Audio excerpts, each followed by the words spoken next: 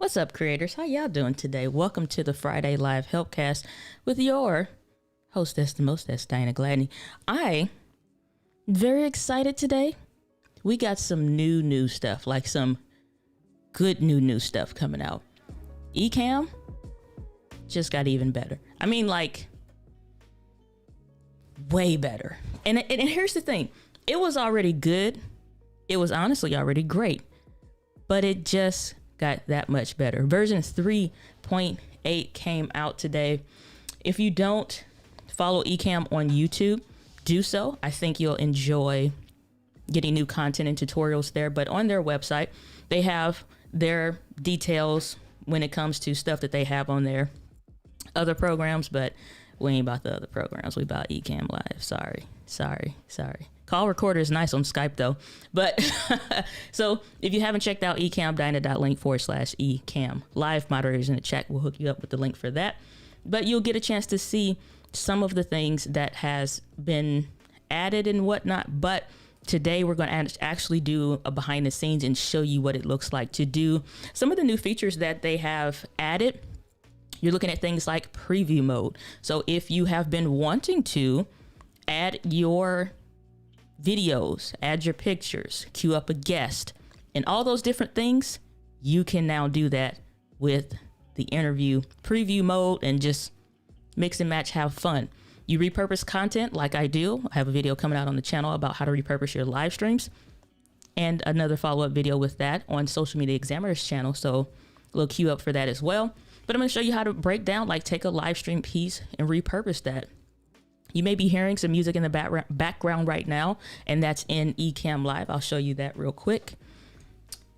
And so now you're seeing what I see as the person that is doing the live stream. And so I created like a little stream mix. And of course, you guys know I absolutely love, and I'm gonna cue it up, turn it up real quick. This. When you hear this music, you know what time it is. It's the most cheeriest, corniest music that you've ever heard before in your life, and you love it. You know you do. But I'm gonna turn that down because it's like Christmas music that just in the mall, and it's just like, can we please go home after a while? But this neither here nor there. But I just wanted to show you that, like, so I'll have my stream mix going.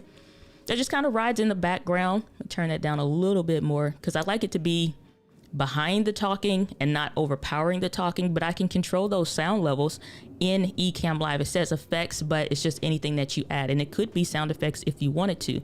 So if you don't have a Rodecaster Pro, no worries. But the best part about that is when you actually decide that you want to bring up certain things, like what I'm going to do is I'm going to show you my folder that I pull up in Ecam Live, because you can save all your recordings and stuff like that.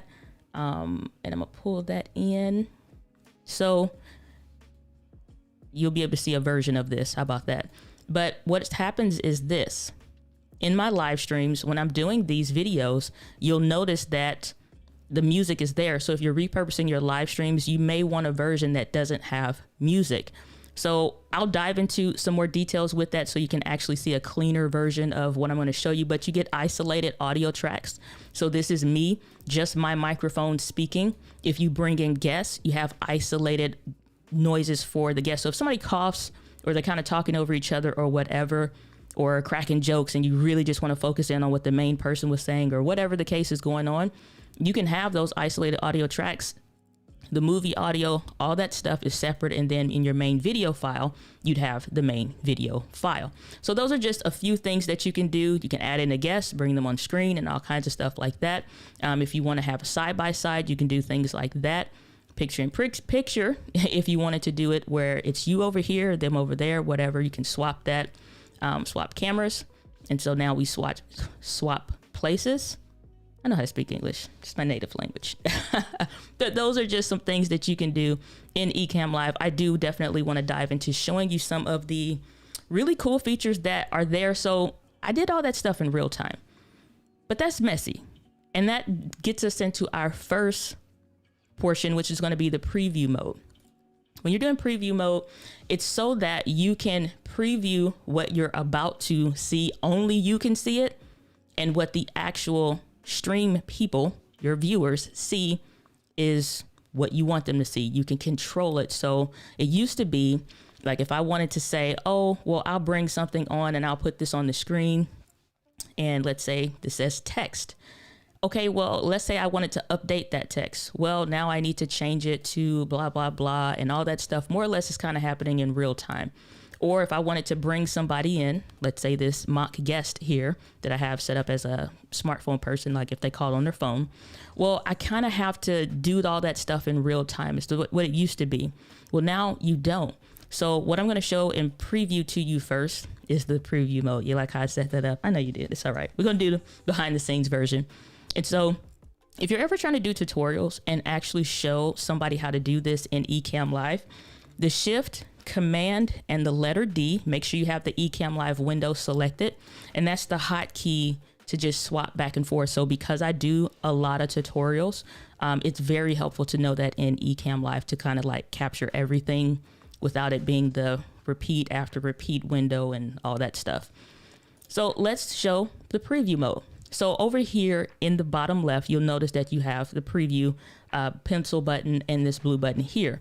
So what now has just been created, I'm gonna keep everything on one screen, but just know you could take this actual live video feed and put it on a whole other monitor. So I have a second monitor. So if I was running a show, I would have over here the show that I need, like the producer mode, if you will. And over here, I would have the live mode so I can just do that. But just so you know that this one now says preview, I would be previewing anything that I'm doing in real time, but you, the viewers, will not see that. So, but this is kind of meta because I'm doing it like a live tutorial, but y'all gonna have to pause for the cause and we'll do it again so you can see what it looks like on your end and from the behind the scenes. All right. So if you are in preview mode, you'll see that this is preview. If you wanted to do this live or recorded version or whatever, this will either say live if you're live or recorded if you're doing this in the record only mode in Ecamm Live. And yes, you can record 1080p, 4K videos, all kinds of things. So we're here. I want to now bring in this guest, this person. I know that they were going to call in on the phone, but let's just say they were in that traditional wide version. But what I want to do is put them in a tall frame that makes sense for, let's say, if they're calling in on the smartphone. And so I want to do this here. Real quick, another feature on top of a feature. I'll be running through these. Just know I'll do dedicated videos on these on the channel, in addition to my other channel, which is with my business partners for Let's Get Live. But you'll notice like the finish button is awfully close. I do not want to end my stream. So the FN, the function button's usually like the bottom left of your keyboard. Watch what happens on the screen. All those icons disappear. So sometimes when you are trying to set things up, you'll notice that it's kind of difficult to do the edits and the changes that you need to because the icons are kind of overlapping. So if you hit the function button, you can hide everything. If you just need to make some quick adjustments, like I wanted to grab that box there and just kind of fill that in. And now I can make those micro adjustments if I wanted to, and then release the function button, and then the icons come back. But let's say you needed to really set some stuff up. What I want to do is go up here to window and hide main window controls, and then they stay gone until I hit the button back. And there's like a quick button for that, which is like option or command and like apostrophe or something like that. But that way, if I need to bring up and queue up a few different things, let's say I want to do that. But you notice like I can't get to my other guest and my other person unless I bring them in. So I'm gonna turn that off. And y'all notice the live people, your viewers, they're not seeing that. Let's say I want to queue up guest number 2. All right, so I got them. So guest number 2. I need to make both of y'all tall. Let me undo that real quick. Yeah, so this will be all 3 people. That's that. We want to do them in tall. Show above overlays. It's a whole bunch of stuff on here. I'm playing around in real time as well. Ooh, swapping. Okay, my apologies. I'm getting distracted based on my own thing. But let me go ahead and pull out of here. Swap this again. Another quick function button. Move them over here. Hit that function keyboard menu. Function keyboard button, excuse me. Bring this person over here. Now let's say I'm ready. Let's not do person 2 yet. So let's say I'm ready to make this live to the people. What I'm going to do is hit publish, and now the live viewers actually see that. So now if I want to get rid of that person, I'm like, okay, enough from you, guest number 1. Your segment is over and we're getting rid of them. And now I'm ready to queue this up, and I know that we're about to finish. I'm like, okay, James, thanks for joining this show. Merry Christmas to you. Publish, and they're gone. So I'm going to come out of preview mode, go back to live mode here for a moment. So now you're seeing like you normally would see on the live stream. So I'm going to repeat that process again so that you can see what you would actually see as the viewer in real time. But I'll talk you through it so you know where I am in that process. So I'm still going to add my person, my guest number 1, as the picture-in-picture person, and this is what it would be in the old school way. But I'm gonna take them back off. I'm going into preview mode, so now you won't see when I add this person in. And I say, okay, now we're going to welcome James to the show. James, welcome to the show. Thanks for being here. Oh, you're incredible, Diana. I knew that you were the best when you mentioned how much you love white on white chocolate. Thanks so much, James. I appreciate you. All right, James. Behind the scenes, I'm going to remove James because whatever reason. Say, okay, James, thanks so much for being here. Appreciate you. Take care. All right, bye. Boom, they're gone.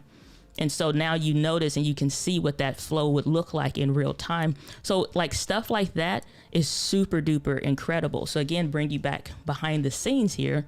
That preview mode is a game changer simply because you now can do more professional live streams than you already were doing professional live streams, just because those small features, those small little things that I appreciate Glenn and Ken kind of putting together for us, because it makes a huge difference when you're trying to produce a show that really makes sense, especially like say you get somebody on the fly. It's super helpful. So that's your guest preview mode, or guest in preview mode, or interview mode kind of playing together. So I want to go back to the live mode to where it's just normal. Excuse me, I double click. And now I'm back to my regularly scheduled program. I can hit X on that. And then I'm back to whatever. Normal stuff still apply, like controlling the audio and stuff like that. And again, you do get, like I was showing you over here, you do get an isolated audio. So if somebody had some crazy stuff happen in the middle of your interview, you get the isolated audio track and that audio file, so you can go in and specifically edit only that person. No music is heard.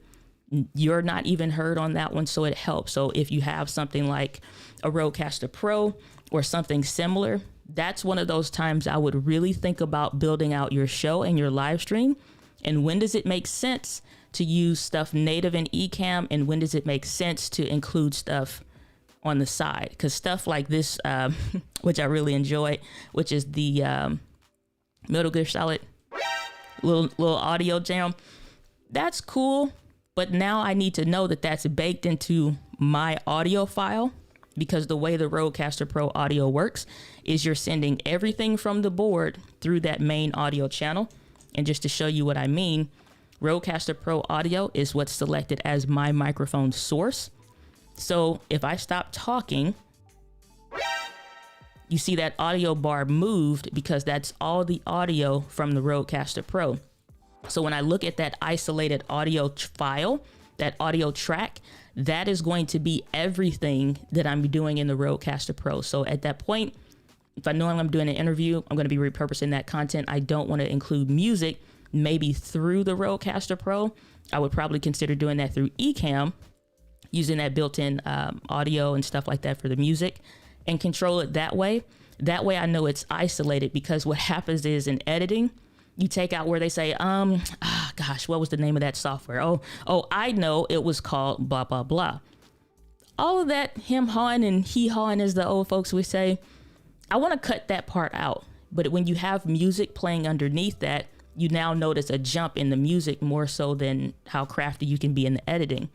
And so it helps to be able to just have those isolated audio tracks, especially if you're talking about repurposing content. I'm going to take a break, let y'all catch y'all breath, ask some questions about these features thus far, and then we're going to dive right back into that specifically. So let's get to some questions. Good to see everybody that's joining, whether you're watching this live or on the replay. Thanks for being here. What's going on, Albert? Good to see you. New feature, the fly-ins. Y'all may not have seen that. You may notice a little curvature around that box. We'll talk about that in a minute, because that's also something new that we're going to dive into. What's going on, Tony? Good to see you. Grabs popcorn. This should be good. Indeed, it shall. Saying, hoping for a wheel of wonder. I can't even read. David, it's not going to happen. Okay, you can pray all day long. It ain't going to happen. I can tell you that right now. For those that are new to the channel, the Wheel of Wonder is a game that I made for the channel. Maybe we'll demo what it might be like, but we're not doing that today. Saying hashtag I am a creator 100%. What's going on, Marilyn? Good to see you. Alrighty. Nitra, good to see you. Glad that you're here. Oh, y'all saying hi, and more hi. Good to see you, Kevin Cox. Glad that you're here. Saying to bring in a guest, what are you using, Zoom, or does Ecamm have group video capabilities? So you could always bring in a guest through Skype, but the native built-in feature allows you to bring in up to 4 guests using the interview feature, which is just where you would share out a link. So let's see here. I'll show you behind the scenes. So let me move for today. I'll move my comments because I usually have those over there, or I'll just bring them at the bottom. How about that? Because these boxes, for those of you that don't know, are resizable. So we'll leave it that way. So what happens is when you are in interview mode, and if you're not sure how to get to that, you can click on the 2 people and that'll pull up the interview mode. You can turn that on or off. Now it's just, if it's off, you're not seeing the icons up here. But when you click on that, you enable the interview mode.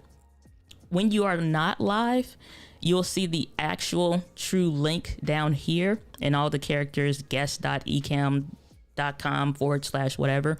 But if I wanted to, let's say, invite you on live, then I would just still hit copy link, and then I could send that to you on Facebook. Now, through that way, you can bring in up to 4 guests using there, and then you can add, hell, I guess as many as your computer can handle through Skype if you want to bring them in.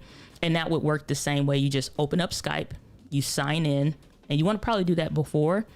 So you want to make sure you're signed in, open up Ecamm Live, and then it'll read it as a camera source.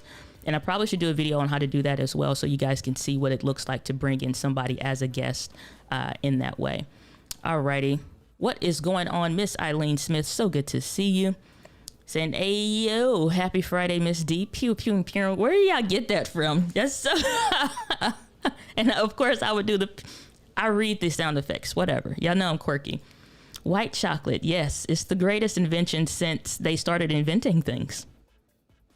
And saying, what if you record the audio as a multi-channel on the Rodecaster Pro and sync the audio in post?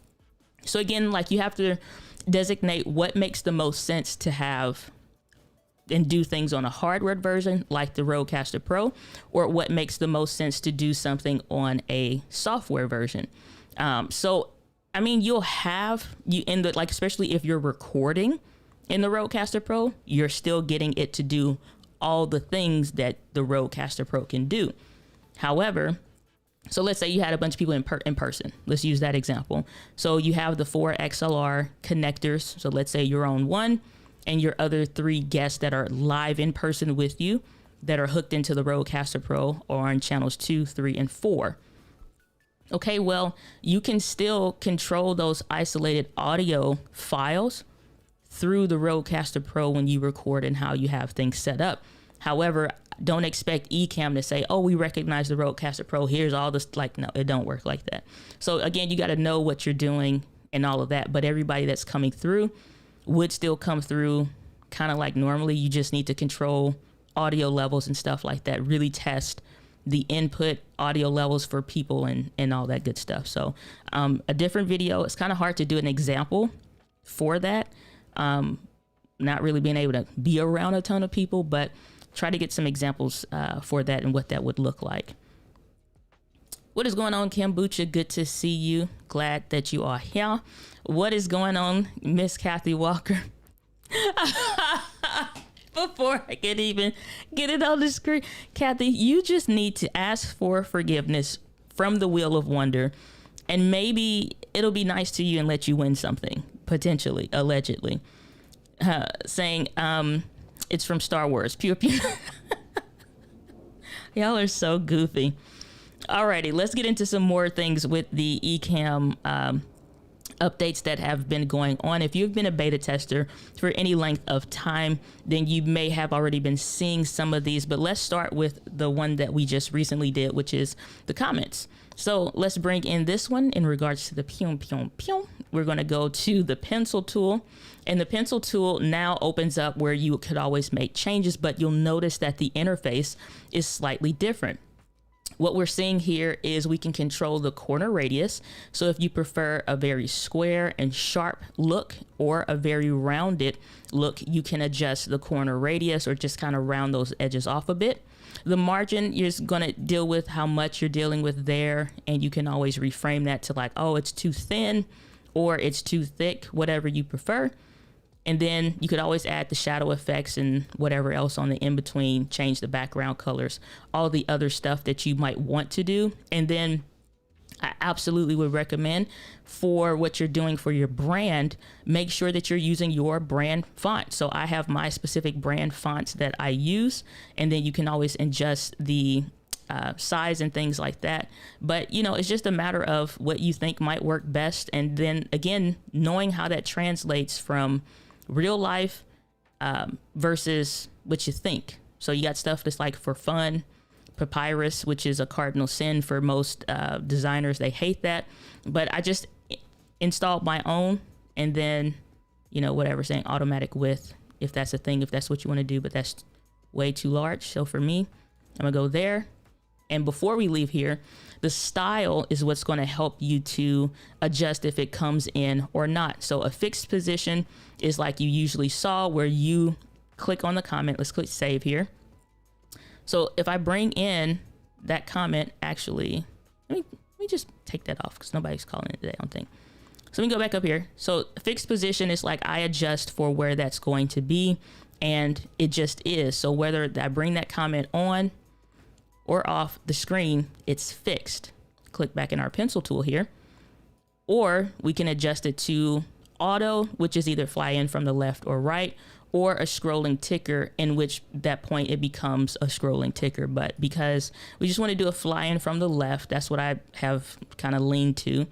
When I bring that comment back up or any others, then I can actually let that fly in. If you have never had a comment before, if you're just installing the software, you need a comment to adjust the comment. So what I would recommend doing is going live privately to your YouTube or Facebook or a group or something.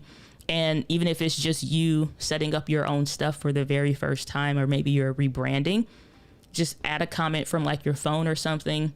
And then you can just end the stream from there, because what happens is, over here, I always at least try to keep one, just in case I decide I want to do stuff later. So showing the current scene over here in your overlays, you'll always see a comment like the last one that you use. So even if the stream is over, then I can do that. But what I really like is when you come over here, I can say for Kathy, I can say I want to keep that. So the next time we do the Wheel of Wonder game on the channel, I can remember that this is saved as a favorite, and make sure that Kathy gets saved over here, right? So you can save a couple comments. I usually like to, if I'm planning to do a tutorial or something like that, saying like, so we're talking about the Wheel of Wonder and stuff like that. Maybe I want to keep this one or whatever the case is. You now have a favorite section in your comments. And if you're trying to figure out where is that, it's just this little chat icon that you see here.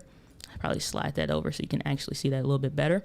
There's this chat icon here. So I now have all comments and I have favorite comments. So I can always revert back and say, Kathy, do you remember when you said what you said about the Wheel of Wonder? It's okay. We saved and favorited that comment. So should we play the Wheel of Wonder game on the channel, the wheel remembers, okay? But if you're doing a Q&A, that's fantastic for that. I could also search and say anybody that said the word wheel, pull that person's comment up. And so I can see, oh, there's another one yet again. So there's not enough scripture to reconcile the relationship with the Wheel of Wonder. And I can say that.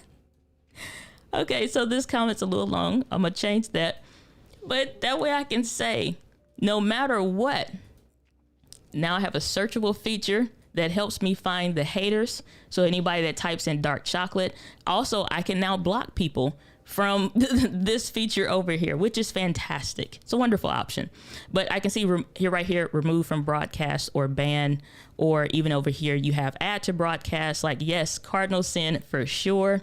What's going on, Mitch? Good to see you. But I can click ban or I can click remove from broadcast. If you have haters, if you don't have moderators, or you're just starting your stream, that's super helpful. But the only people that cause problems over here are these dark chocolate lovers that don't like how incredibly delicious white chocolate is and that it actually saves lives. Next tip. Okay, let's bring in and let's show you some of the things that you can do with some other stuff. So I said I wanted to bring in a guest. I want to switch that to, let's say this is Bear. You just don't have anything set up. You don't have an overlay pack. Maybe that's created for yourself or something like that. Then let's say I want to bring in and have something back there. All right. I don't know why I said back there like that, but like I said, English is my native language. I just may not always say it right. But I'm going to find a video file here and I'm going to bring that in. Let me find, I had one queued up here. And so, yes, you can do 4K videos. You just need to have the bandwidth for it. So for my Buy Me a Coffee members, let's say I wanted to have a photo. So I can go down here and click show in background or drop this, drag and drop it. And so now that image, whether you have it cut out to fit the overlay for something like this or whatever, you can now have that where it shows in the background. So that's a photo option. I also could do a video. So I'm going to bring in my own B-roll. Same thing, drag and drop. And now I'm gonna bring this back here.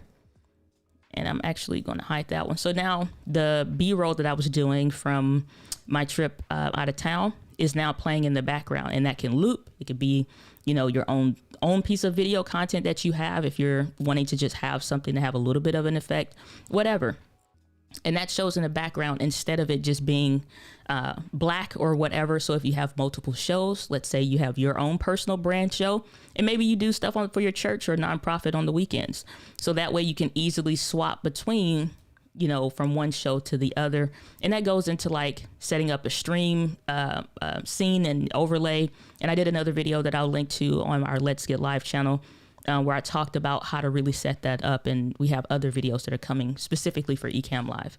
But that's an option. So if you wanted to have something like that, you can do that. The other thing that I wanted to show you guys as well is that works when you're in preview mode. So let's bring preview mode back up. And you'll notice this is the preview mode and this is the live one.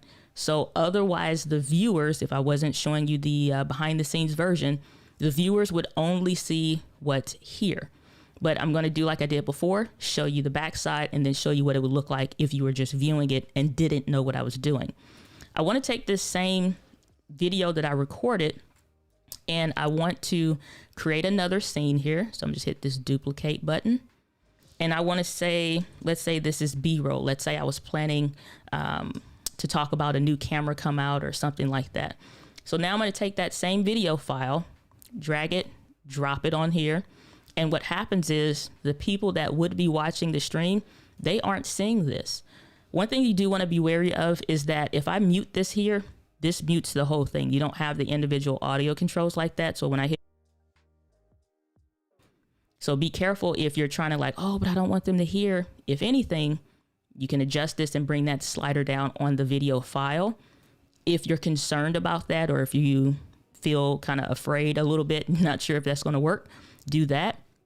Some other things that are new with the version 3.8, like you could always do like the loop video, go to the next scene, or in broadcast, which we don't want to do. I'm just going to say loop video, and I can start playing that video. And then if I'm saying, okay, I want to show you guys the new unreleased, never before seen Comica Boom XD, and then cue that up just like that. Then I could have access to that. Then I say, oh, okay, I'm done with that video. And I want to come back to the screen and say, okay, now before we go over to the next bit or whatever, so I can have that queued up. So let's do that in real time. So as if we were not in the behind the scenes mode. So I'm gonna get rid of that.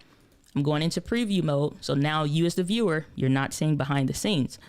And now I'm telling you, we're going to go into the never before seen footage of the Comica Boom XD. So right now you're taking a look at the most incredible B-roll footage shot on the Sony ZV-1, but that is all that I'm going to show you right now. So until we finish that video, like, you know what I'm saying? Like, you can control the flow. And I think that's the biggest thing about having access to a preview mode, so that you can start queuing stuff up. Even if you have a speaker, let's say it's a time slot at minute 10, you know, in the show, we want to transition into tip number 2. And you say, well, Steve, tell us about the new Comica Boom XD, blah, blah, blah. And be like, yeah, this is something we've never done before. This is something that we want everybody to have access to. And let's go ahead and show them the video right on. All right, boom. And now the viewers see it versus saying, oh, hold on 1 second, it didn't play or whatever. You know what I'm saying? So you got filler time if you need to. A couple other things that you'll notice here. Like, so we can come out of the preview mode and go back. All right. So a couple other things that you'll see if we just go back here to just the regular video mode is you can skip forward 30 seconds or backwards 30 seconds. So depending on how long your video file is, sometimes that could be helpful simply because you are bringing in something that may be long. So like when the Canon M50 Mark II came out and we were kind of talking about it, reviewing some of the footage, instead of just having to scroll through the full video and just like, oh, not, you know, blah, blah, blah. You can go back if you know it's like about 30 seconds, or let's jump ahead at about 30 seconds, whatever. So that's something that's helpful. Or if you want to play a video on the way out, then that would be a scene that I would set up to actually end the broadcast when the video is done. So those are some things that you can do. Also, like, don't sleep on quick key and built-in hotkey buttons and stuff like that already built in. So if I hit the letter S, or if I hit up here, it'll say type a hotkey. So let's say I want to change that to the letter R. And then let's say I want to change this hotkey. I want to change this to the letter F.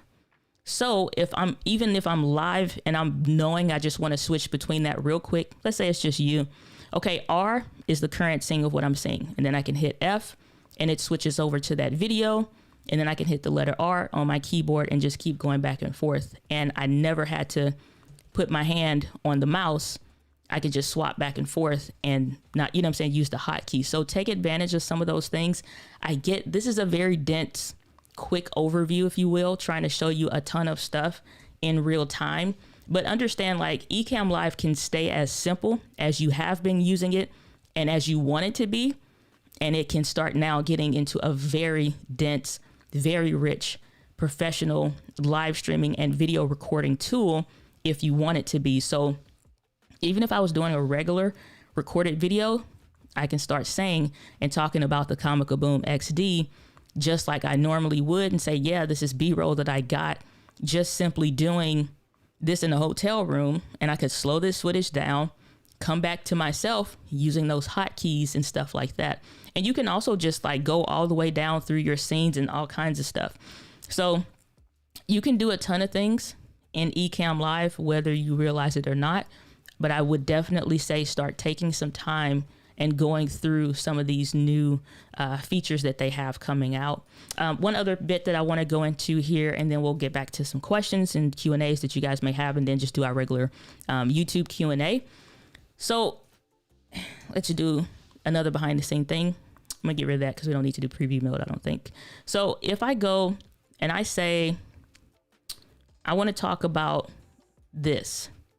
Usually I have to use kind of like the mouse, or you could use the click wheel and kind of, depending on what kind of mouse you have, and kind of adjust it or something like that. For some of you that are making your own overlays or something, and you can't quite like, it's either you move it with your mouse too much or too little, you can now just take the arrow keys and you'll notice it's moving ever so slightly, frame by frame, little micro adjustments, and really get that to where you want. And just make micro adjustments for that, just using the up, down, left, and right arrow keys on your keyboard. And I think that's super duper helpful when you're trying to make sure you align everything just so. And you like, if you're like very analytical and you just like check on it, it's like it's too far to the right. Like I can see a little sliver of it. It's just like, calm down. And you like, no, it has to be perfect. Now you can get it there just using those left, right, up, down arrow keys on your keyboard and make those micro adjustments. The other thing is if you used like, so I'm one of these people that can't like draw a straight line straight. That also translates digitally. So if you are another person of such a type of a thing, you can hit shift and like you'll notice that is a perfectly straight line. So if you really got it finally to about like, you got some snapping stuff like the center, if you want that there, or it's somewhere. One of these, it's like it snaps to different places. I'll think about it later. But the main important one for me is like sometimes you need to move something over. Okay, well, I'm just holding down the shift button on my keyboard and it will go in a perfectly straight line. If you like finally got it vertically right, but now you just kind of need to really just hold down shift on your keyboard. And you'll notice that it's like, oh, I can get it. Oh, I can. And then it's like, okay, cool. And then you're good. And then you can release versus like, oh, I want it to be. And you like, just make those stupid little micro movements frustrating. In the same way, the Alt or Option key on your keyboard, depending on what kind you have, but it should be the Option. You can do the same thing vertically. Oh, excuse me. That's the other tip. Hold up. So Shift. Oh, I guess it just depends on the movement then. I thought it was a different key, so I'm correcting myself. So if you hold shift, like you can get it to go up and down vertically. I thought it was a different button, but it's not. But yeah, so if I'm trying to move it, whatever motion that you start doing it, I thought it was a different key for some reason, but whatever motion that you start doing, you like, okay, here, and then I want to move this up. You just move it and then you can get it perfectly aligned depending on your frames or what you got set up or whatever. So the other one was just about copying extra stuff. Again, let's say this is not an image. So I can get rid of this. Let's say I want to add in another video. I'm setting up stuff for another person. If you hit the Alt Option key on your keyboard, it now copies. I hit that Shift key. I can move that in ever so slightly, just perfect, and keep everything the way I want if that's something that you want to do. And just keep holding down that Alt Option, move that over. Let's say I want to get that Shift button there so I can, make sure it's lined up perfectly or whatever. Alt Option, copy and paste, whatever. But that's if you wanted to do and set up stuff for multiple people. It's just another added benefit and bonus. And it's super helpful just to have those little things. Again, it may take you some time to maybe remember some of those hotkeys or whatever. And I wouldn't recommend trying to do everything at once. I would recommend the thing you need to do the most or that you think would be the most helpful. Maybe put that on a sticky note, or maybe just really focus on that even for like the next 2 weeks or something. And just get some practice in like in your regular show. That one hotkey or that one button is the thing that you use if that's going to be the most beneficial to your show. So it's a ton more things, like it natively running on M1 Max without any issues. It already kind of was, but they really just made sure it's like super native for the M1 Max.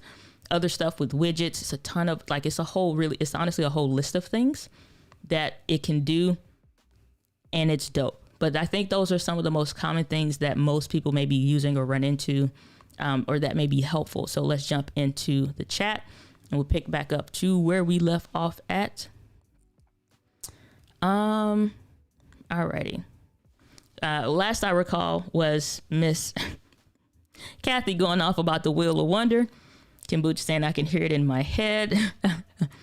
Saying only because for our podcast, it would be 2 hosts together on the Rodecaster Pro and virtual guests.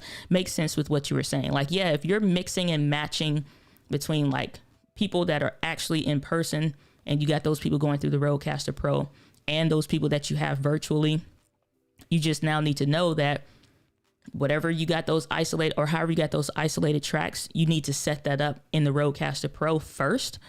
And then that way, when you have it connected in and you bring those into Ecamm, one set up for isolated audio tracks and stuff like that in Ecamm Live. I could probably bring up that menu here and show you, so to make sure that you got that checked.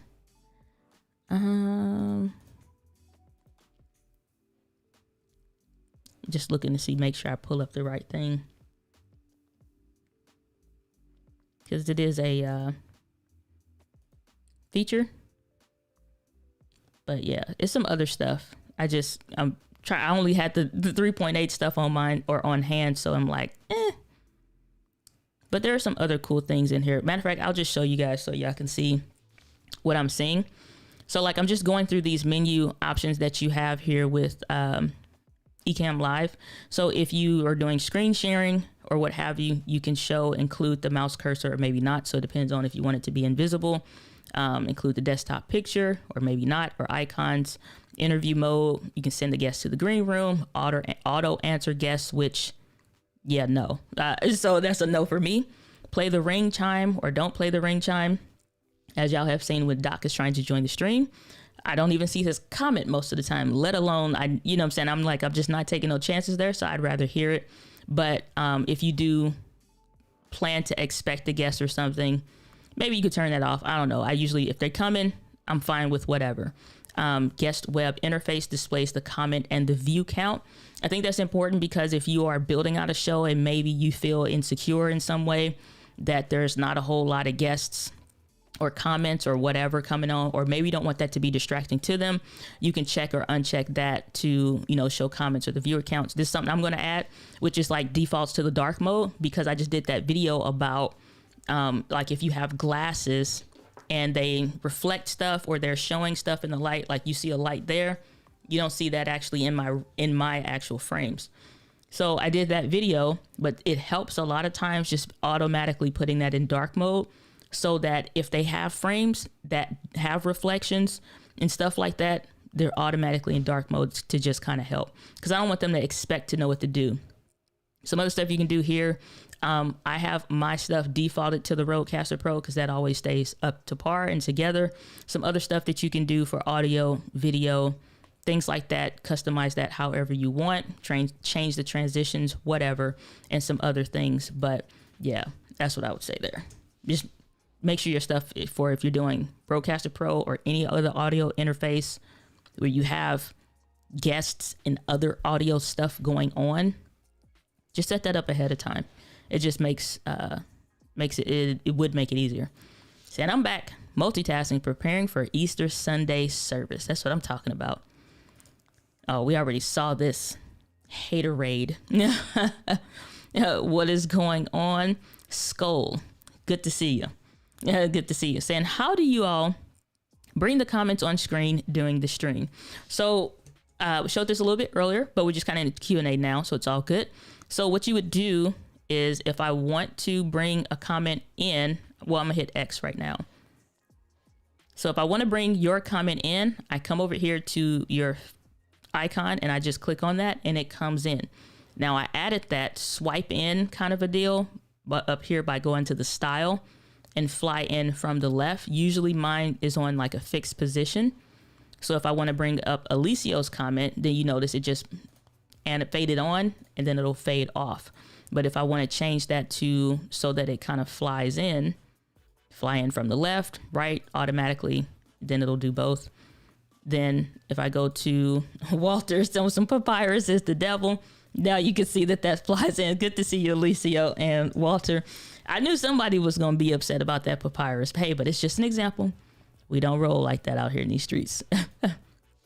Saying, but OBS feels like a puny human compared to this. I had somebody earlier ask me about OBS. Wouldn't touch it with a 10-foot pole. And Mitch saying, oh, obviously papyrus, no good. And saying, I love that feature. It's a lot of great stuff on here. It really, really is. I'm very impressed by all the stuff. In addition to, like, you could already stream in 1080p and 4K and all kinds of crazy stuff. Like, it's so good.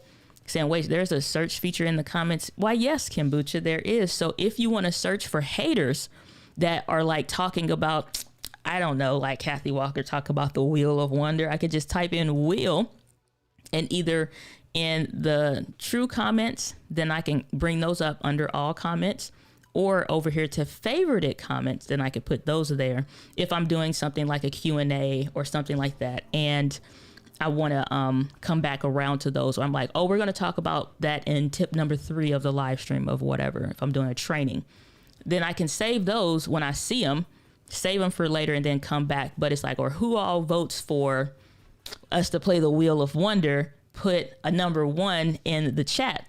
So then I could just search for everybody with the number 1.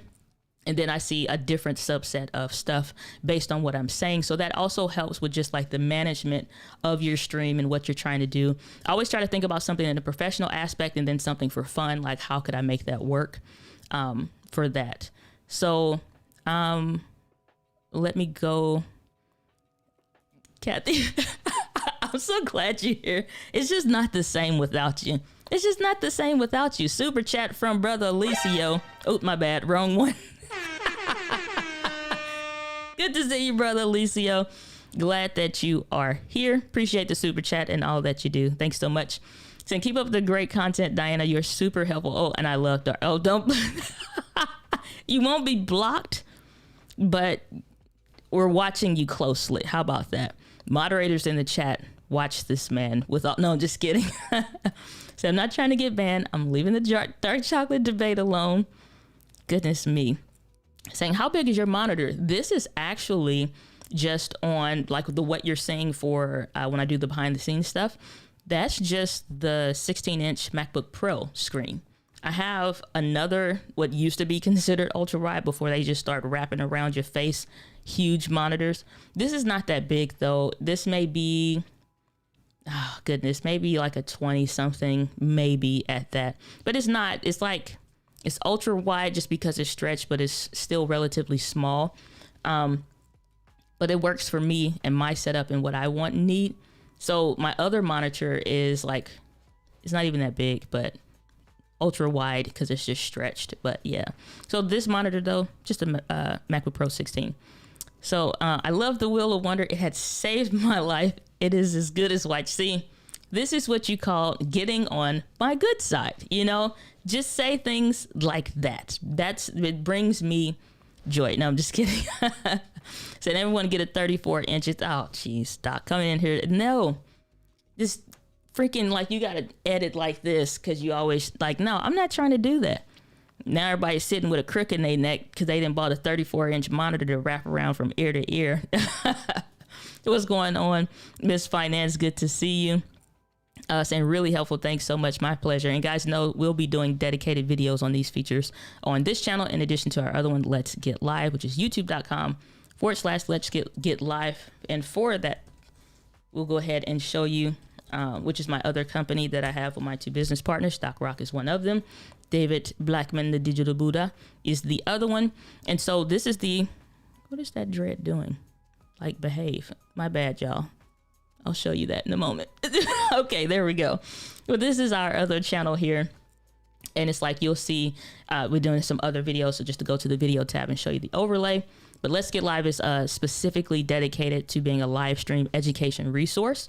And so that's what our company is all about. And so you'll notice we just talked about like the Ecamm live release, and Doc, who actually works with Ecamm directly, was talking about and demonstrating some other stuff. So if you want more after this stream is over, you can check that out.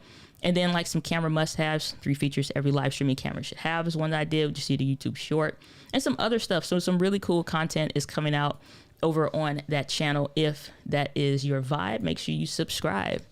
That is a good rhyme that I did not mean to say it. So clip that one for your highlight reel. So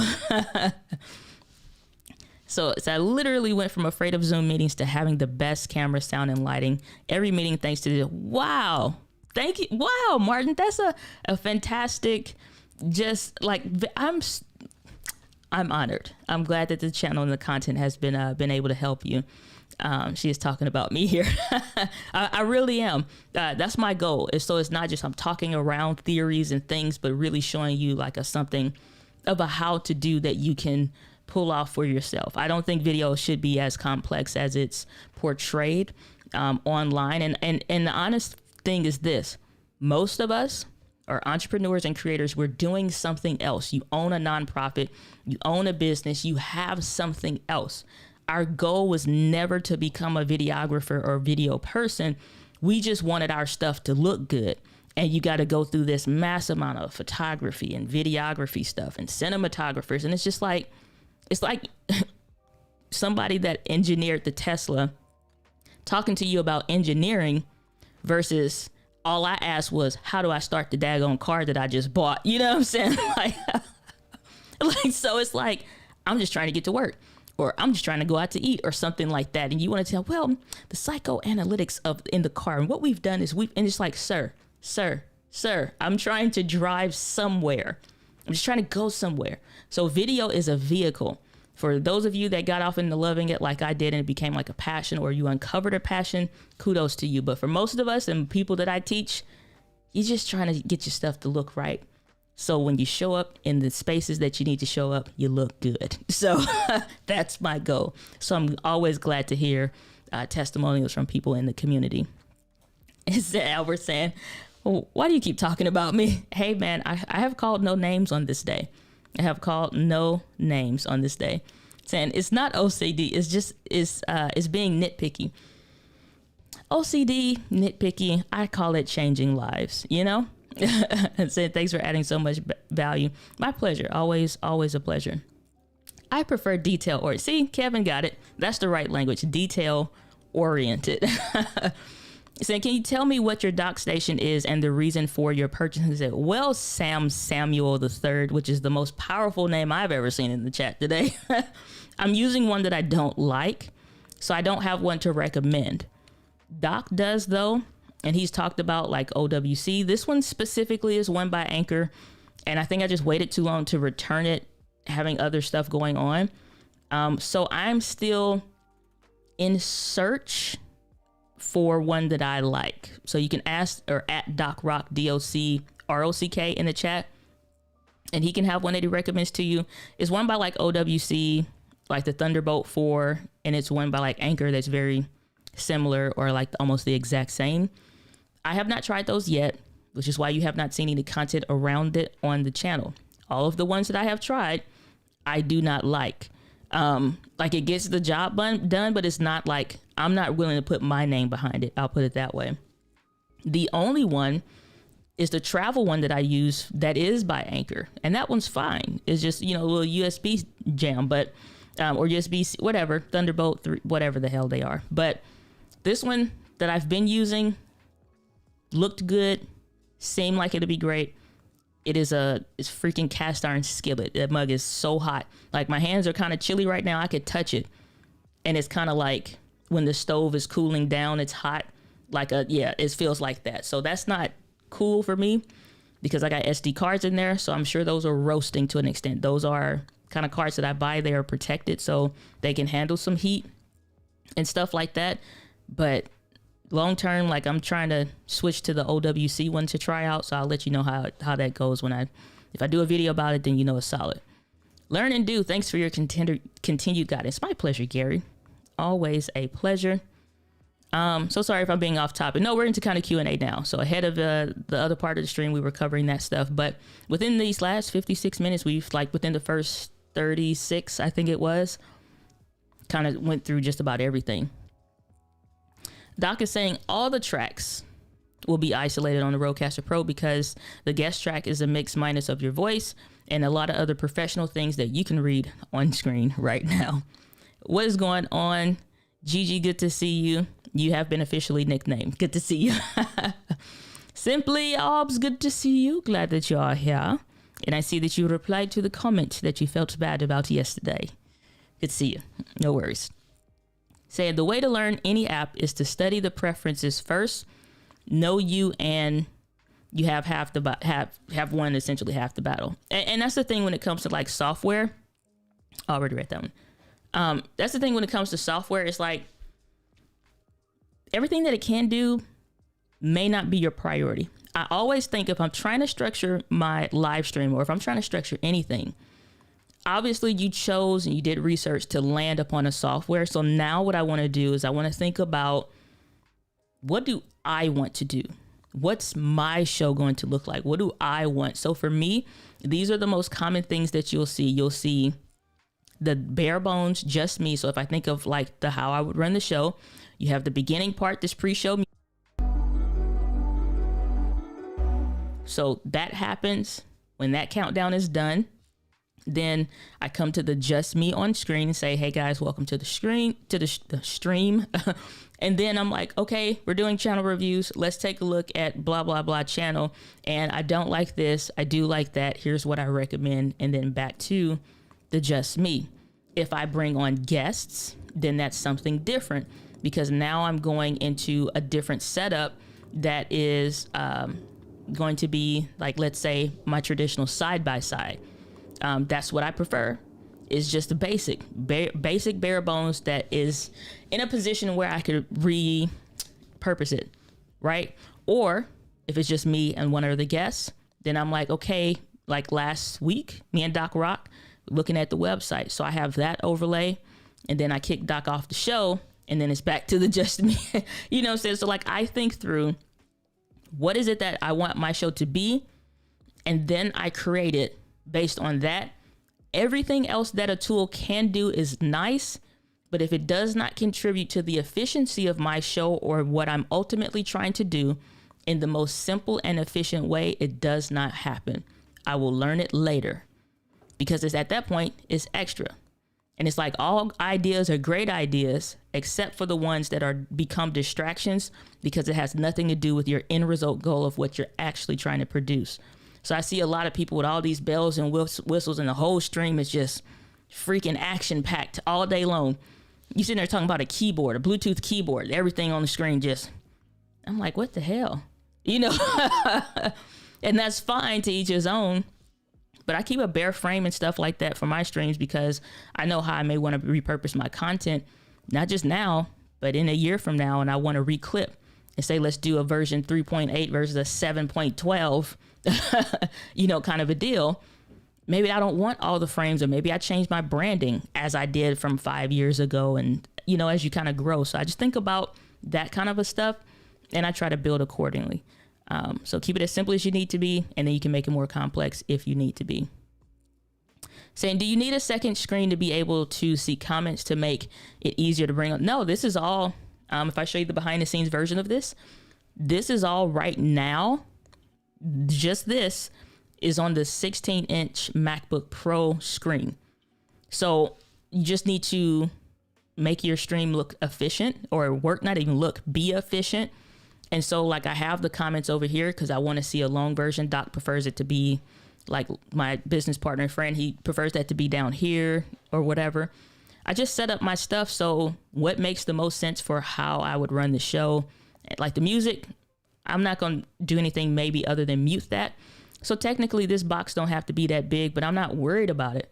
So it's like, I don't need space for comments, but I always would though recommend that you have a second monitor just because of workflow. So when I go to come over here to show you a website, or I'm giving you an example of blah, blah, blah, and I want to stick with my overlay framing, it makes sense. And I'm not having to kind of move stuff out the way and you're shifting a bunch of stuff around.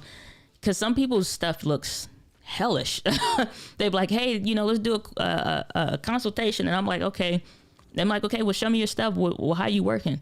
And it's just like, it looked like an explosion happened on their computer. And I'm like, you want to, I don't know, organize? That would help with the efficiency and the flow. I just believe you need to have your stream set up in a way, and your video content creation process, have it set up in a way that the system serves you even when you're not at 100%. You know what I'm saying? It's one thing to be like, oh, I feel amazing today. Everything's, well, what if you got a headache? What if you got a slight headache?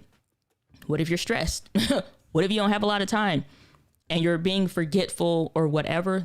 That's when you rely on the system. That's why McDonald's can hire a 16-year-old that you don't trust to stay at home by themselves, from 3 to 6 p.m.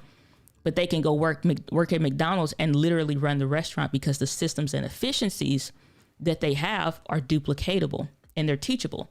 So that's the same concept that I put into for my streams, is make them systematic so that if I want to bring in somebody else and I say, I'm going to sit back there, you come over to the desk and run the stream for me, they can do it because there's a system and a process on how to do it.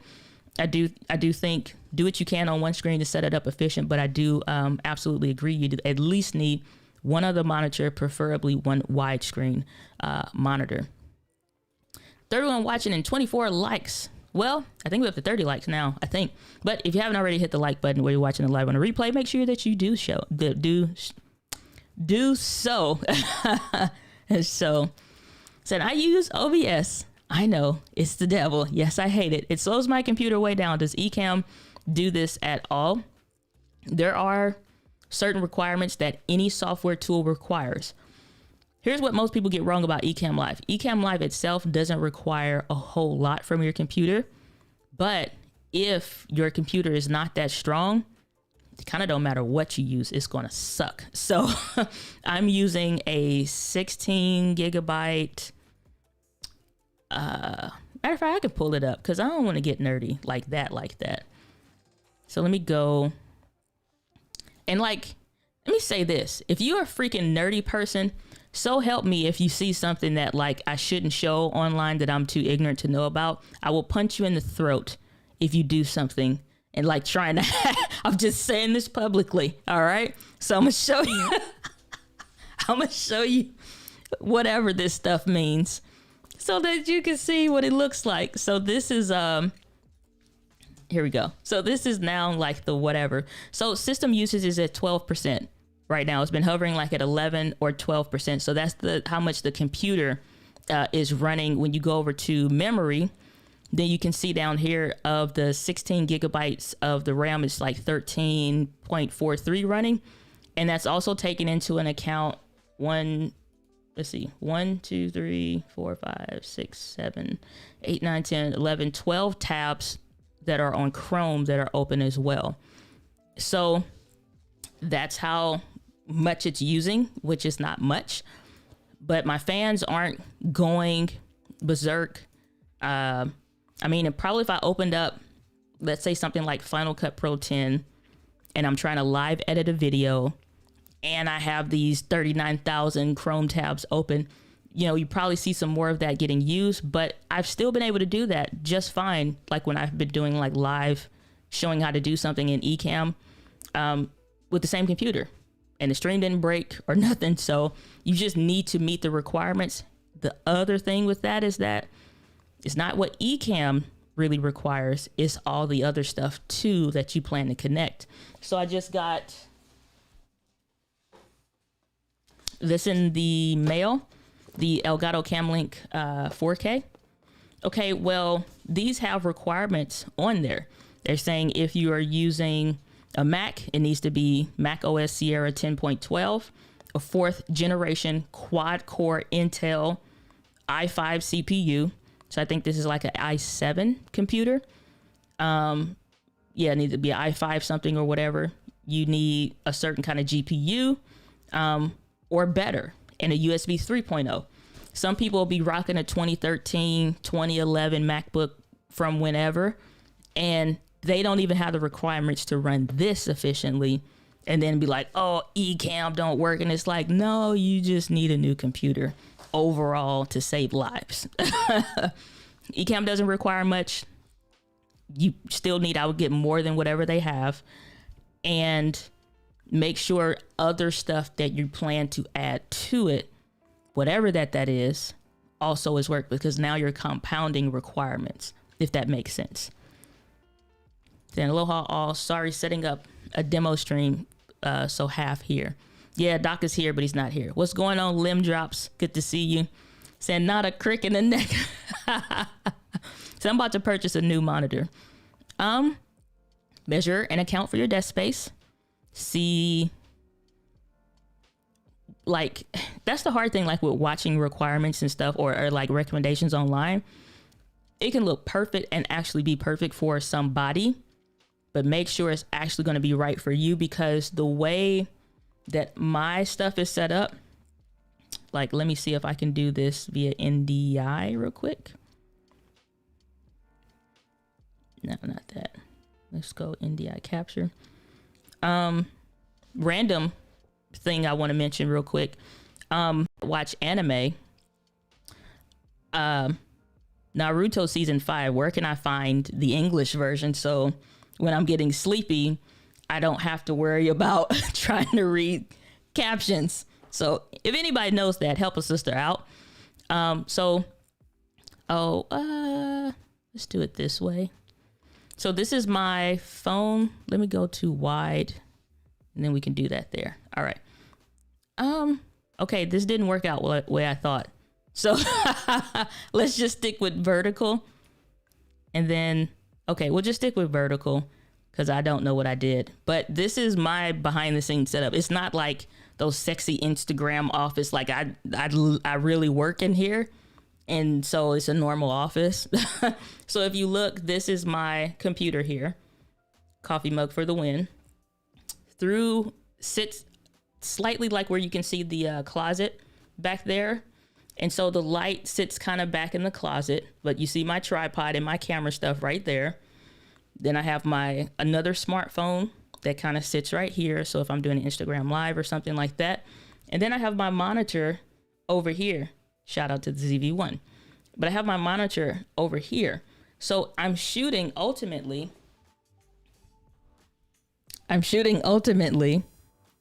like behind or in between these two things. So that's what I'm saying. Like, if you're going to do a recommendation for a widescreen monitor, something that's hella big is now in the way. Like, I can't shoot through the space of the gap between my two monitors and like be able to actively and effectively work like I want to. If I get one that's too big, because I'm not trying to have this huge desk. Like, this office space looks deceiving on camera based on the type of lens and camera that I use. One could show like it looks like it's way more depth behind me. There's not. Or when I do the other videos where I'm sitting slightly off to the side, you see a wider angle and it looks like the office is way bigger than it is. It's really not. About the size of a small bedroom, small spare bedroom. That's the size of this office. So it's not a huge space, and it just, you know what I'm saying? So I'm trying to work and effectively use the space that I have. An ultra wide monitor means a bigger desk. Now I'm blocking my access to the closet that I have stuff in, and just other stuff I maybe need to get behind the computer, do more cable management, whatever. So whatever you are looking at, like, measure your space and see like what setup do you have in mind, or that you think you can do in your office or wherever you're recording, and buy according to that, you know, and stuff like that. The other thing is, like, I see people mounting with friction arms, like you saw my phone was, putting their cameras on there. Okay, I don't know about anybody else, but my desk slightly moves when I move. Like, it's not pinned up to the wall, like it can move a little bit. So even just like the normal, like you accidentally hit it too hard, whatever motion. Okay, if somebody's on a camera, like here, I'll show y'all. Well, I can't show you because I turned off the FaceTime camera, but like that little bit of wiggling or whatever motion, your camera is always just You know what I'm saying? So be mindful of that if y'all doing those kind of setups. Saying good afternoon. For the record, I prefer milk chocolate. The white just tastes different. It's supposed to because it tastes better. But good to see you, Dick and Canuck. Glad that you're here. Question: do you have a minimum HW Mac Windows spec for operating Ecamm and live stream? This question was asked by my pastor. Tell pastor we require a love offering of 12 white chocolate candy bars mailed to the St. Louis address. No, I'm just kidding. I would say, I really honestly take an account again, because you are running stuff like, I think it's like some like Pro Tools or some other stuff like churches would use. What I do is I take an account of what software am I looking at using, not just the one, but what are the software tools that I'm looking. So maybe the Cam Link is a hardware piece. The Rodecaster Pro is another hardware piece. The, even though it's connected via USB, everything still has requirements. I'm looking at Ecamm Live and saying what they have, which I think is too low, to be honest with you, for all the stuff that people want to do now. And then I would look at Final Cut Pro 10, stuff that I actually use on the computer, Zoom even, whatever. Who has the highest requirements on the list of the 4 things that I plan to use? And then I can set my baseline. So for me, that meant making sure I had at least a minimum of 16 gigabytes of RAM, random access memory. So 16 gigabytes of RAM for me, for anything, baseline. If I'm on a Mac, I want to get an i5 or i7 when possible. i7 if I can. Quad core or dual core. A lot of people make this mistake.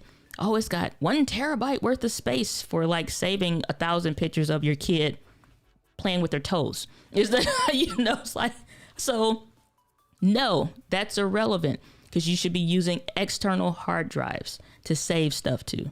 So all you people that's got 39,000 stuff taking up the whole desktop on the screen, feel bad. I am personally judging you. Now back to the question.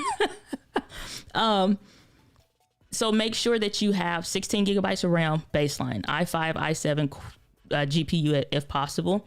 Not dual core.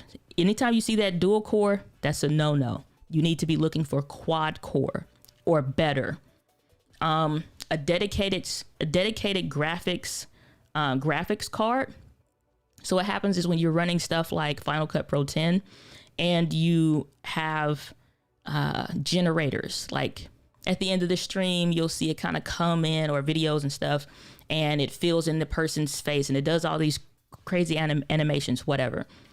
To run that stuff, either your computer is going to use the memory that it currently has, like that RAM, or if you have a dedicated graphics card, it can kind of rely on the graphics card. So I look for not just the 16 gigabytes of RAM, but it needs to say like NVIDIA something or another, whatever. So past that, that's the best that I can give you, which is still very general. But when you buy a computer, buy more than what you need, because you definitely going to, if you plan to grow into some tools and software, you plan to grow into needing more things. So you need space to do that. That's what I would say as far as that. We have a dedicated laptop for our ATEM Blackmagic equipment. Yeah, I mean, sometimes that may mean having multiple computers and different stations to do different stuff. That's why when you see a team like Ohio State or something, like they got the same stuff almost like the NFL have to run their games, and the footage and stuff for that means dedicated stations. So it may mean dedicated teams to run certain stuff and to work together. So multiple computers is not out the question when you need to do certain things. No PC, I say the $700 Mac Mini M1 is it. 100%. This the 8 gigabyte will get you there, but again, I say get 16 gigabytes of RAM, just because you're gonna get it anyway. Whatever you're gonna do eventually, you might as well do it now. Unless you really have a good justifiable reason why you're not. But sometimes, again, like I always say, buying too cheaply, you also buy the problems that come with being too cheap. And the Mac Mini M1, if you're just coming into Mac, is fantastic, and it can take just about whatever you can throw at it. But I think because of where people are growing content-wise, go ahead and get the 16 gigabyte. Ain't gonna hurt nothing. Saying God bless you for the name compliment. You are still the goddess that worked toward going to your level. God bless you. I thank you, Samuel III. Appreciate you. Saying Thunderbolt or go home. Yeah, so no, it's got to be Thunderbolt specifically for Mac people, docking station questions and whatnot. You're like, well, USB and Thunderbolt's the same. It's not. We'll have a video on the Let's Get Live channel about that, which is a dedicated live streaming channel, talking and teaching about that stuff. So dock is the go-to if you need clarification on that. Saying looking to move back into church in the mid-late summer, keep your virtual congregation ministry in the family. Want to have the appropriate streaming. Yeah, because honestly, what a lot of pastors, if you look at people that are streaming for churches or nonprofits, what they don't really honestly look at is your digital ministry can be larger than your local ministry. And in a lot of respects, it should, because it gets more reach. I did an Instagram reel for our Let's Get Live channel or whatever, and that had over 1,000 views on it within a couple hours. I have other ones that are personally on my account, and that hit within, again, a couple hours. And it's like, oh, this reel hit 1,000 views. This one hit 2,000. Some close and pushing closer to 5,000. So you can get more reach because most people ain't leaving this at home. They may leave a physical Bible at home, and they're like, oh, I got it on my phone. Because you know what? They ain't forgetting their phone. So it's like, I think if you are trying to watch for nonprofit best practices and things like that, make it so that the experience for the person that can only visit you for a time, or maybe only will feel comfortable visiting you for a time through a digital space, feels the same experience in a actual meeting space. Because honestly, by the time that person shows up, they should already be in your system. They should already be on the email list. They're offering tithes and giving and stuff, like they should already have an account with y'all for that. Like, so when they show up, they just now are showing up in person. You know what I'm saying? And I think a lot of pastors and ministers, they don't think about that in that way. Furthermore, y'all need to be having like digital ministry pastors that are like in the chat on Sunday, driving the conversation. When I used to handle that stuff for my old church, I would be sitting there because somebody gets sick or they legs swell up or whatever. It's just stuff happens. It's like I'm chatting with them, whatever.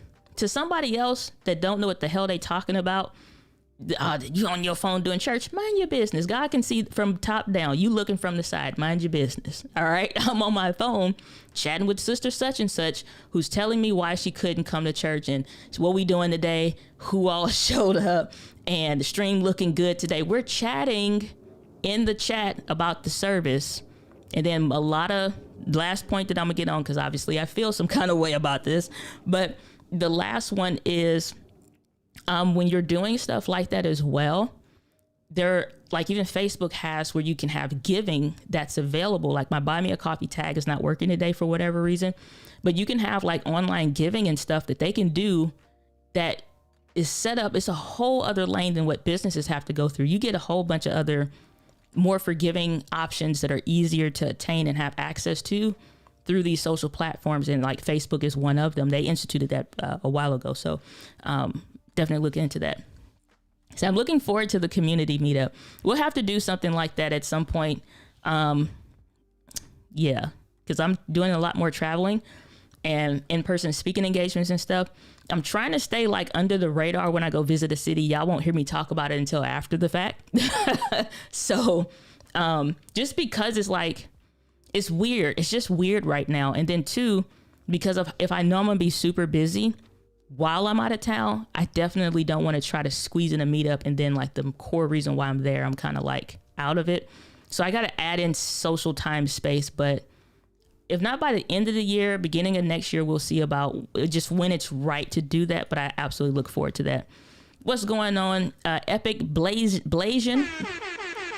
Hey, welcome to the channel. Welcome to the community. One more question. It doesn't have to be. It's okay. Can you tell me the best two lenses for the A6400 just purchased per your lead? I ended up with the Sony one that does not match the camera. Weird. So you need to make sure you have Sony E-mount lenses. My other camera is just out of shot there, the A6600. But two things. I have a video that talks about that, and then I have a video that should help some more with that, because just like I use a 35mm lens right now, that's that one. That more likely is wrong for most people because I have distance between my desk and the tripod.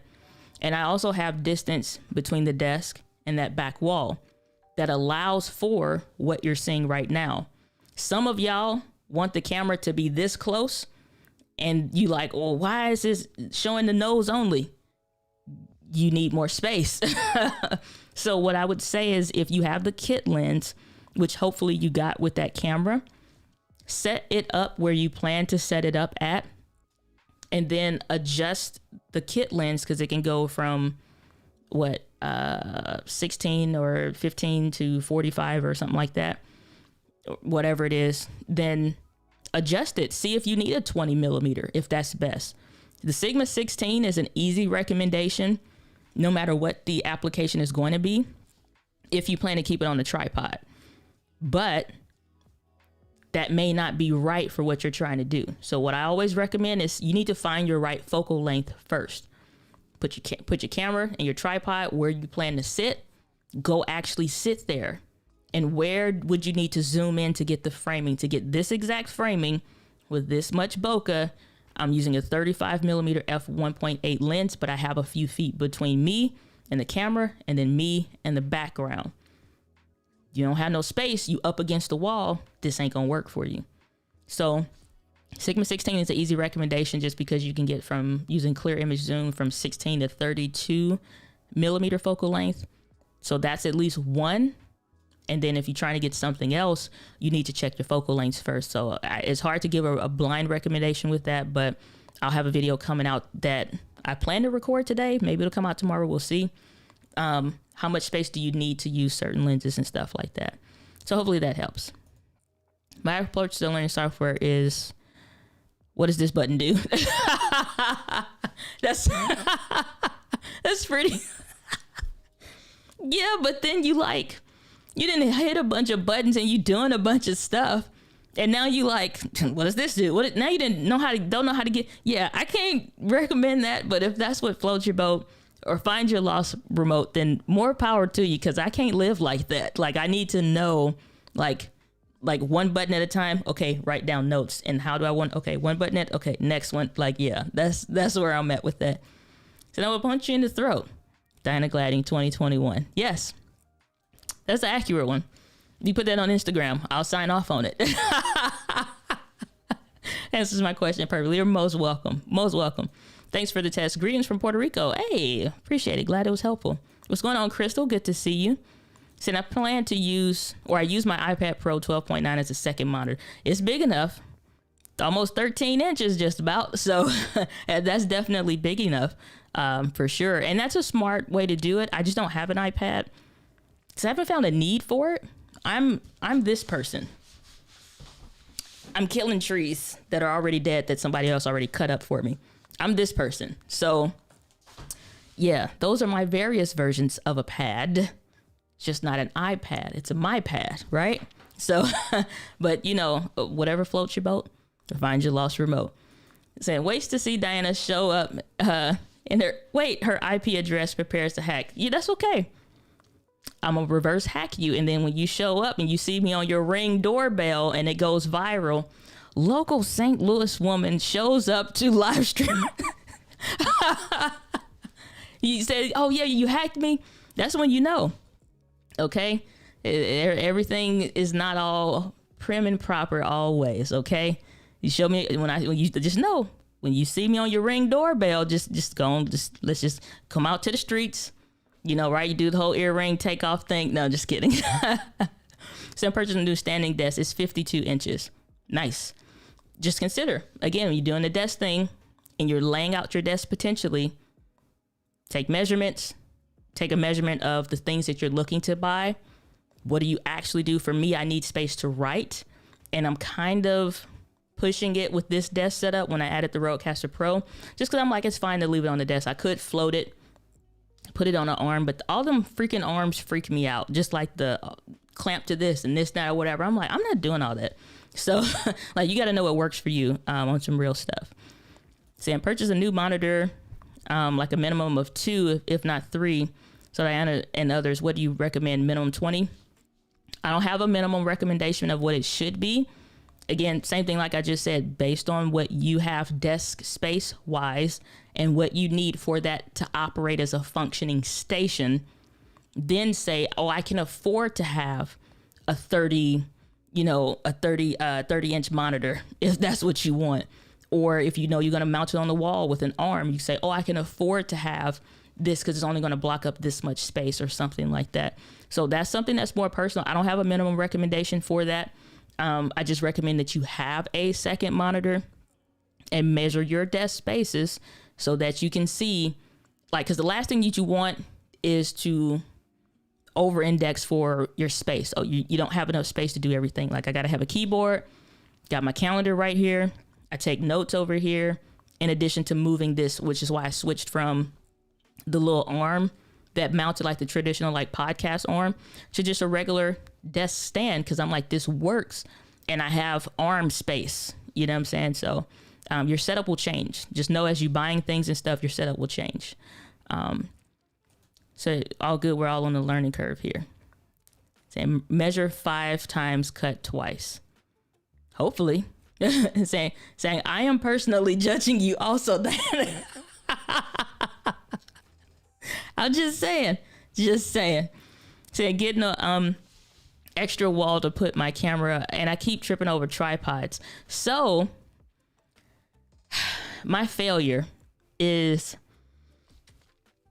I have a cement wall, and I tried drilling into it because I too thought, wouldn't it be just fantastic to have that second monitor swivel out, and then when I'm done and don't need it or something, I can just lay it back flat up against the wall. And I made the measurements. Okay, bow your head for prayer with me as I say this. Where's the little piano music? Quiet piano music. I made said measurements. I called my father and asked various questions. Amen. Okay. I apparently didn't ask good enough questions. I start drilling into the wall. The motor and the little IKEA drill was not, my gosh, it was not effective, nor was it built for that. I get my daddy's drill. I still don't know what the hell I'm doing. I just fill the holes back in, and I just say, screw it, I'll just get a desk mount. So if y'all, depending on what you're trying to do, I hope you know what you're doing, because I surely do not. And I can offer zero advice on how to do it. And should you see anything mounted on the wall, just know I did not do it by myself. So I can still offer no advice. So find a good channel. Joshua Verwers, the Joshua Verwers official. Good to see you. Glad that you are here and lurking. So whatever floats your boat, or again, find your lost remote. Saying be careful on which MacBook y'all buy, because some of them you get what you, so basically, if you are buying some of these MacBook Pros, I use a MacBook Pro because I travel. Like last year was one of those ones where I traveled less, but like this year is getting right back into that pacing where I travel. I now know I need to take that with me and stuff like that. So I need that same power that I have at home on the go, and running 2 machines is just not effective for my personal workflow. Eventually, I'll probably get a desk set up where I am running a Mac Mini. It just kind of makes sense. Now is not that season, because it just does not make sense for me to try to keep this computer and this file. And hell no. So yes, if you're going to get a MacBook Pro, if that's what you need, because you will be taking that kind of a setup on the go and stuff like that, then you know you need more. Make sure you can get what you can handle, because you can't update it later. The Mac Minis, more or less the same thing. They're extremely powerful. Even at 8 gigabytes of RAM, it's extremely powerful. But just know you're going to get more in a desktop setup than you would a laptop setup. So if you at home 99,000% of the time, maybe get that Mac Mini instead. For me, it just makes sense for my business and my mobility within my business to have a MacBook Pro, and I don't want to have 2 computers right now. I thought you were in Dubai at tech convention. I receive it. I'm well on my way. So when you see me flued out, as they say online, you know what happens. And a lot of people recommend the Sigma, and I love it. Saying that weight kills me. when I'm taking it on the go, that thing is heavy. Hence why y'all have been seeing me preaching the gospel of said ZV-1 that has a 16 millimeter f2.8 lens. So, and I just updated all my stuff. So I got some packages in the mail, and I was updating some things yesterday. It is incredibly weird and almost maybe slightly frustrating how, like, on some real stuff, like that A6600 that I have sitting just slightly off the frame that I love and adore and is my favorite camera is like over $1,000. The Sigma 16 is like $3,000. This one's like $4,000. Another $1,000 for the camera. I got other lenses that's like one is like $6,000.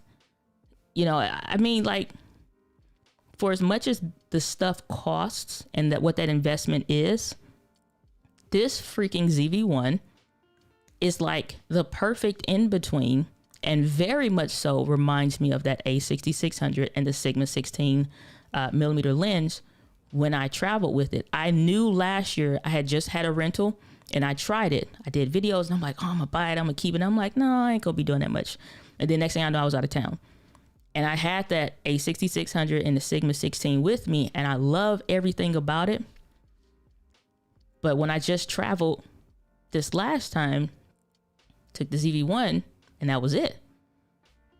Same exact experience and joy of use and ease of use and quality of what I did a live stream from my hotel room. I did several videos out there. I was vlogging. It just freaking worked for me.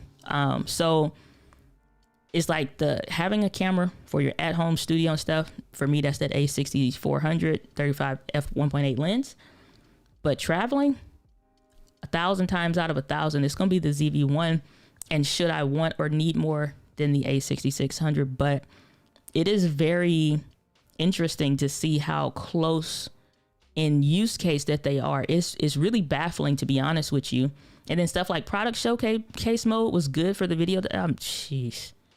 It just is, it's fantastic. I'm using the Sony version, not the Mica, however they pronounce it. I really don't know. But it's the Sony 35 f1.8. So saying, OMG, I have planners. Yes, can you share in the show notes the arm that you're using to hold your MacBook? Yeah. Probably can add that to the chat because I think we are getting to the end of questions just about. It is by somebody.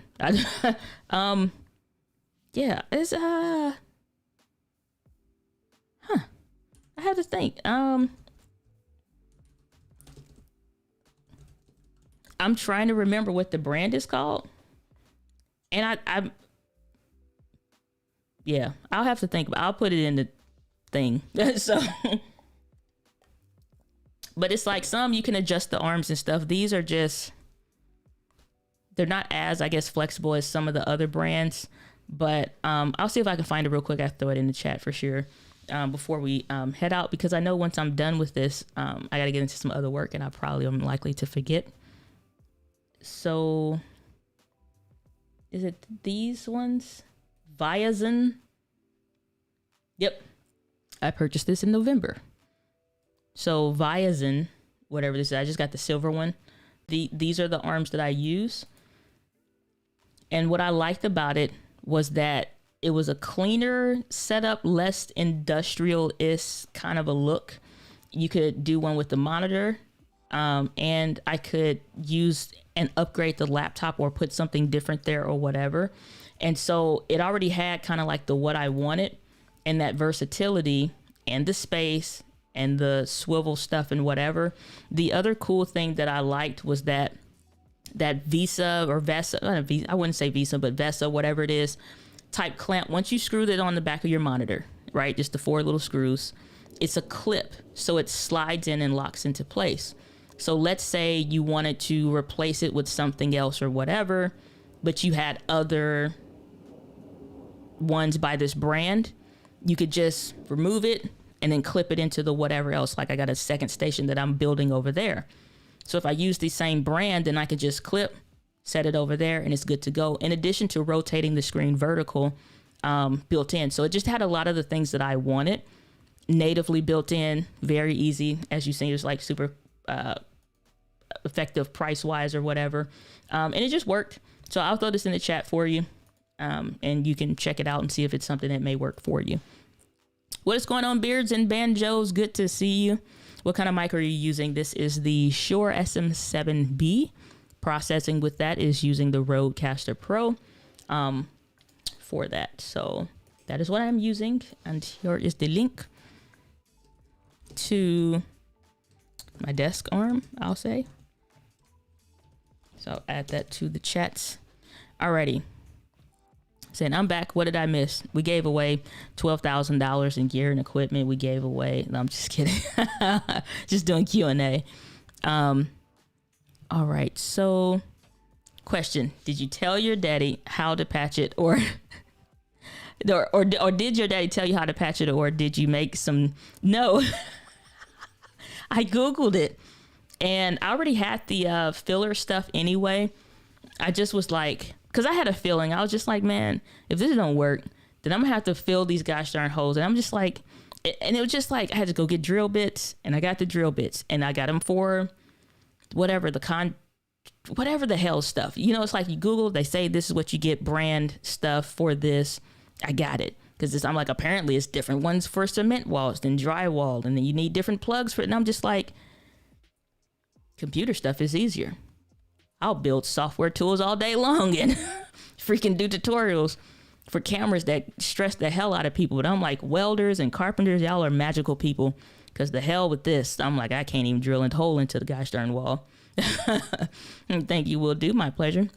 Said, maybe I need that. It will force me to use my Stream Deck. Yeah, Ecam got a lot of stuff built in that does already. So it's kind of like, you know. Alrighty. Saying, oh, y'all asking for questions over here. Ask for a mailing address. All right. So, but that is in English, which is the language that I'm speaking, just not well. So if you guys have any questions, you want to see any other things real quick, I can drag in, which is something I wanted to do so y'all can see an exhaustive list of all the things minus a couple that is new in Ecam that I did not mention today. I'm going to bring this in here. Oh, and if you guys are part of the Video Simplified Buy Me a Coffee community, we have a call today. Later today, we're doing our live Q&A. So if you go to buymeacoffee.com/Diana, then we have at 6 p.m. Central Standard Time and 7 p.m. Eastern Standard Time, we have our call today. And so we're doing our first community call. So I said we were going to be doing one of these. We're doing it today. So if you are not a member, you just want to join the call, you can hop in for $12 and get access to the replay or whatever. So if you guys have questions, or if you want help building your scenes or your stuff specifically, whether it's stuff I talked about today or something else, or just video content, live streaming content, whatever, if you are already a member, all you need to do is just click the button and you're covered. It's going to go to $0 for you. If you're not, you can either become a member or you can check this out for this one-time deal if that's what you want to do. But I'll drop a link to that if you want to join and participate in that later today. But that's going to be a different kind of a Q&A. We'll go deeper than stuff that I usually do Q&As here. Kind of like a little mini masterclass, mini training or whatever. But we're having our community call later today. Saying, wow, you just upgraded. I remember you using the Samsung Q2U on an Apollo interface. Yeah, I never used the Apollo interface, but I did use the Samsung Q2U. And it just worked. It just worked for a long time. It still works.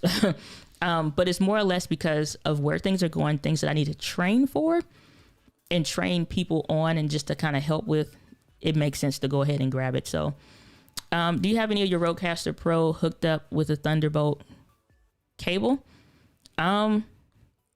It's the included USB to USB-C connector. And then I have a little adapter that plugs into the computer that's not going through a hub or a docking station. that's going directly into the computer just because it's in close enough proximity. But yeah, I don't do anything special in the connectivity of the Rodecaster Pro. It's just the included cable. That's a USB-C to the traditional USB Type A, the larger one, plugged straight into the computer. Saying, do you need to invest in a Stream Desk, in your opinion, versus in Ecamm or Stream Deck? If you don't have the core tool to do the core job, get the main thing, which in this case would probably be Ecamm versus something else, because it already has stuff built in. For whatever reason, people just like the dedicated little thingy bobber to sit on the desk and want to. It's just extra steps, in my opinion. Like, for as many keys that is on this keyboard, you can set up hotkeys and everything else in Ecamm Live. So why do I need that thing? You know, it's like it don't do nothing special that Ecamm can't do natively built in. So I just personally prefer to keep a simple setup. And that means just using what Ecamm, it already has that stuff built in. So if you don't have Ecamm, get Ecamm. You go to diana.link/Ecamm Live if you want access to that. But get Ecamm if you don't have it first, or do a trial. If you're not sure if it's for you, do a trial first. So let's see here. I can't seem to find your other channel you showed earlier. I think, yeah, so Doc got y'all hooked up, got you taken care of. All right. Can someone throw in the link for DG's Buy Me a Coffee? You can't find it anywhere. And then Doc has that, which is buymeacoffee.com/Diana. So questions can be answered in the comments, but that is where we're going to leave it for today's live stream. Whether you are watching this live or on the replay, I hope that you got extreme value out of it, and you are able to go through and try some of these new things in Ecamm Live so that you can build out the stream that you want. And just remember, Ecamm Live can stay as simple as you need it to be or be as complex as you want it to be. With that, guys, so with passion, I'll see you in the next video. Peace.